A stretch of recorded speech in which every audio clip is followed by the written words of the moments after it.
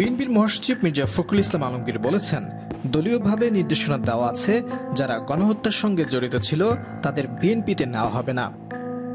মঙ্গলবার বেলা 11:30টার দিকে ঠাকুরগাঁও প্রেস ক্লাবে মহাসচিবের পক্ষ থেকে শীতার্তদের মধ্যে শীতবস্ত্র বিতরণ শেষে সাংবাদিকদের প্রশ্নের জবাবে তিনি এই কথা বলেন। সারা দেশে বিভিন্ন জেলায় আওয়ামী লীগের নেতারা বিএনপিতে যোগদান করছেন এ বিষয়ে জানতে চাইলে মির্জা ফখরুল বলেন, এটা আমার জানা নেই।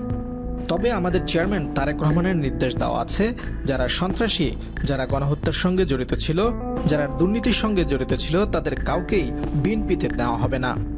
তিনি আরও বলেন, আমরা আশা করেছিলাম সরকারের পক্ষ থেকে দুস্থ শীতার্ত মানুষদের মাঝে শীতবস্ত্র বিতরণ করা হবে, কিন্তু এখন পর্যন্ত সে ধরনের উদ্যোগ সরকারের পক্ষ থেকে আমরা দেখতে পাইনি।